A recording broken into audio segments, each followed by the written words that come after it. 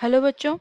तो क्वेश्चन देखते हैं कि क्वेश्चन में हमको क्या दिया गया है कि in the formation of octahedral complex ligands approach towards dash and dash orbital of the central metal। Option में दिया गया है ऑप्शन 1 में D X Y D X square minus Y square, option 2 में दिया गया है D X square minus Y square D Z square, option 3 में दिया गया है D X Y D Y Z, option 4 में दिया गया है D Z square D X Z. तो अभी देखते हैं कि इस क्वेश्चन को सॉल्व करने के लिए हमको जो की कॉन्सेप्ट की ज़रूरत है वो क्या है। तो की कॉन्सेप्ट इस क्वेश्चन में जो यूज़ हो रहा है वो ये है कि हमारे जो डी ऑर्बिटल है, तो कितने डी ऑर्बिटल होते हैं? डी ऑर्बिटल 5 होते हैं।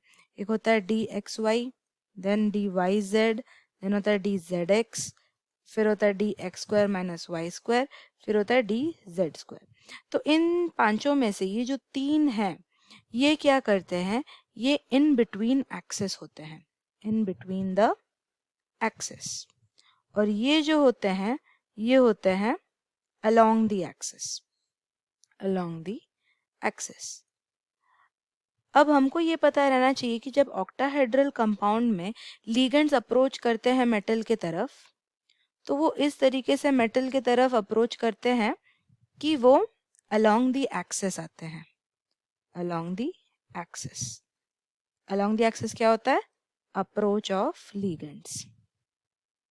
तो अप्रोच ऑफ लिगेंड्स जब अलोंग द एक्सेस होता है तो क्या होता है कि जो ऑर्बिटल अलोंग द एक्सेस रहते हैं उसका एनर्जी बढ़ जाता है, राइट। तो इसीलिए क्या होता है कि ये जो दो हैं ऑर्बिटल वो अलोंग द एक्सेस हैं और लिगेंड का अप्रोच भी अलोंग द एक्सेस है। तो वो जो दो ऑर्बिटल जिसकी तरफ अप्रोच कर रहे हैं वो होता है D X square minus Y square and D Z square. तो इस हिसाब से हमारा जो ऑप्शन 2 है वो करेक्ट हो जाता है। I hope you understand the solution. Thank you.